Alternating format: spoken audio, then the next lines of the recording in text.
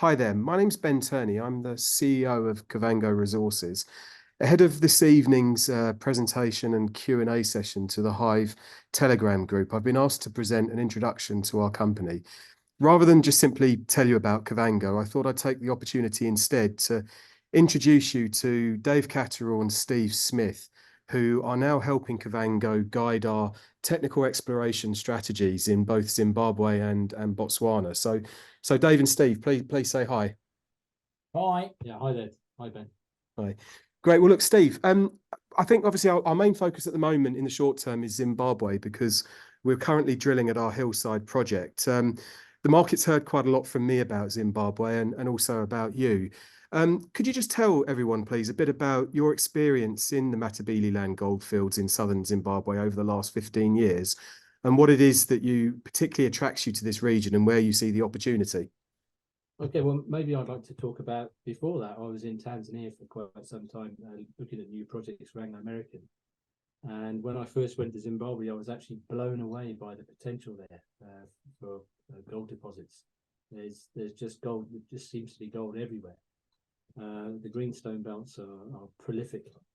So, I've been there, working there since about 2008, and I've traveled extensively certainly over the southern part of Zimbabwe and Matabeleland, and I've looked at a vast number of gold deposits together with ex-partner of mine, John Muir, who was in mining since 1966.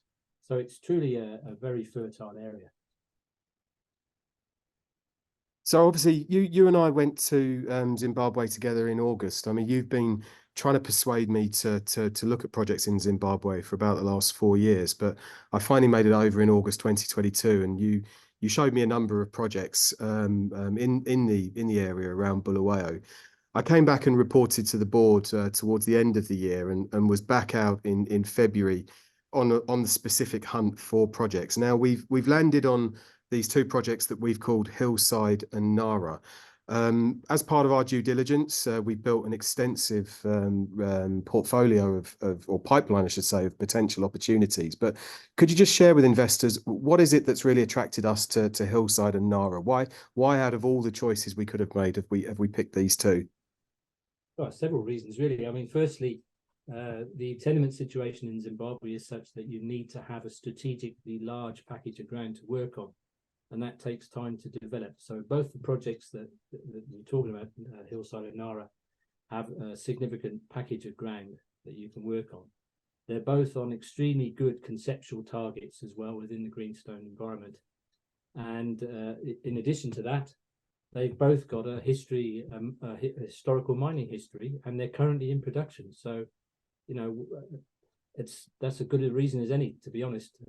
And of course, they're both well within trucking distance of each other, which is also important. So you've got the possibility of building a good strategic base there.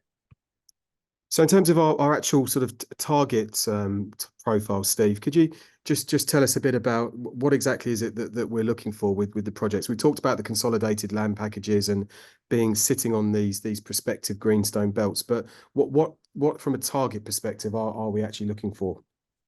Well, you're looking for, I mean, there's thousands of deposits in Zimbabwe, but what you're looking for are deposits that have the potential for bulk mining. That's the first prize. And both of these deposits or projects have that sort of potential. So that's the most important thing. And as I said, they're both strategically close together, and they're on really good conceptual targets. So you've put together, Steve, I mean, one of the most compelling charts I've seen about the overall opportunity in Zimbabwe is the chart that's on our presentation that we've just published today, which compares Australian gold production with Zimbabwe's. And as you like to point out, in 1982, Zimbabwe produced more gold than Australia did. Australia then went through the bulk mining boom, while Zimbabwe went through a lot of its troubles, sort of post-independence and post-black majority rule. But what is it about these greenstone belts, and what similarities do you see between Australia and Zimbabwe that presents such a big opportunity now in Zim?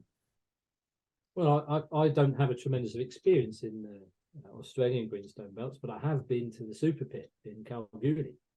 And the interesting thing is, I mean, that thing's I can't remember, 3 kilometers long, 600 meters deep, and sort of 2.5 kilometers wide, and it was producing 28 tons of gold a year.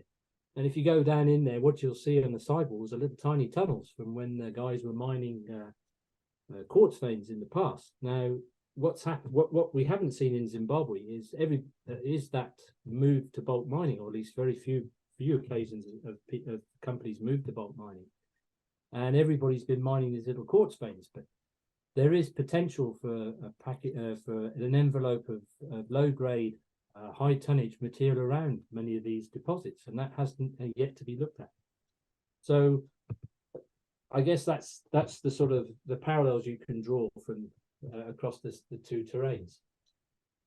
So I think the key thing that you've just said there is that this is this low grade sort of high bulk tonnage that hasn't been looked at in Zimbabwe yet, and that's at the heart of the opportunity for a company like Kavango. So, Dave, I'd like to move over to you now, please. But before we just talk about the KCB and the Kalahari Copper Belt and your experience there, you've recently been to Zimbabwe on behalf of Kavango, and I'm not sure how well our shareholders and investors know about your experience in precious metals exploration. Could you just share a bit about your background in precious metals exploration and just share some of your thoughts from your recent trip out to Zim for us?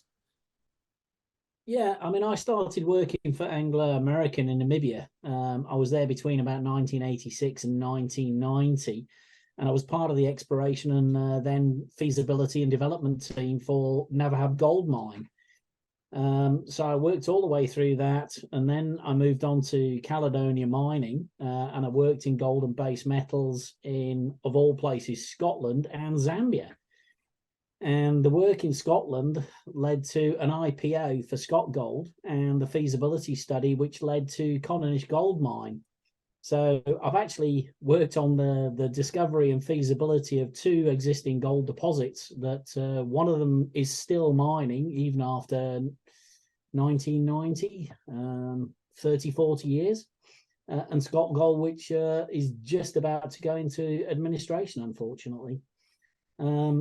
So I've got quite a long time of working in precious metals, and the thing that struck me when Steve took me over to Zimbabwe is the sheer opportunity, because although there's a lot of artisan workings around, most of those are fairly shallow and they're limited to the oxide zone on what they can see at surface.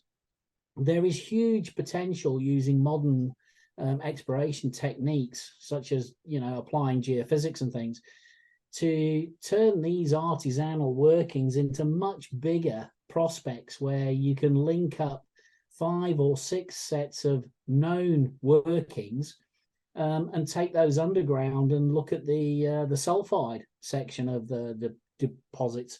So by the time you've taken the existing surface expression that the artisans are working on, you're going to end up with 10, 15, 20 times the size of deposit if you apply some modern mining and exploration techniques. Yeah, thank you. I mean, obviously, we're all very excited about our current drill programs. You went out to see the drilling at Hillside. What was just from a sort of operational perspective? What did you see out there when you visited the team? Yeah, look, the team on the ground is well motivated. They've got good equipment. They know what they're doing. They're led by a good team. At the moment, it's early days because we've still got to get some actual drill core intersections that go through the existing artisan workings to see what the grades are that the artisans are getting, because they tend to keep very quiet over what they're getting. So at the moment, it's very early days, but I'm absolutely hopeful that we'll, with some good planning, we're going to develop those targets. Excellent. That really is the key to all of this, and that actually segues quite neatly into talking about our Botswana projects, because since you've been involved over the last year or so with Kavango, we've made quite significant improvements to our team and our internal planning. But before we talk about that, could you just share with everybody a bit about your experience in the Kalahari Copper Belt? So after working with Anglo at Navahab, when Navahab actually handed over to the mining team, they asked me to move to Botswana and look at base metal projects. So I went over to Botswana with Anglo in 1990. And between 1990 and 1992, we actually discovered the primary copper mineralization that was first discovered by US Steel in the 1960s. And in the 2 years we were there, we took it from just an exploration play to an actual resource. Unfortunately, back in the early 1990s, the copper price was way too low. And it kind of got onto the back burner and eventually fell away. People started looking at it again through the 1990s and then in the 2000s, and it was eventually put together by DML, and DML developed it into a mine. I went back to working for the then Hannah Copper Mining as a consultant, and from there I was part of the team that was taken over by Kumatau, and they made me consulting exploration manager. And it was that work that led to the initial discovery of what is now the Zone 5 mine that's just recently been bought out by MMG. And I've worked on from the original Anglo days in sort of 1990 to 92, and then with Kumatau from 2011 through to now, I've been working almost continually on the Kalahari Copper Belt, but also the Zambian Copper Belt, the Lufilian branch, and the Namibian branch.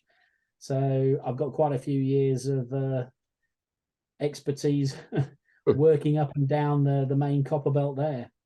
Yeah, and all of that obviously is extremely sort of useful, helping provide us with a world view of other copper jurisdictions. But I think one of the things that would be helpful to talk a bit about now, our announcements are quite technical. We've improved the caliber of our market reporting over the last 12 months. Now, in our recent announcements on the copper belt, we've talked in general terms about the style of mineralization and the types of targets we're looking for, these dome structures that we believe are a control for mineralization. Could you just shed a bit more light on what we're looking for in our ground?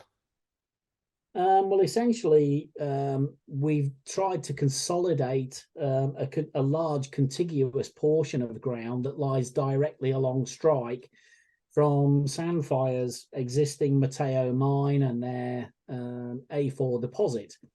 So now that we've acquired the actual contiguous part of the ground, we're doing the regional geophysics.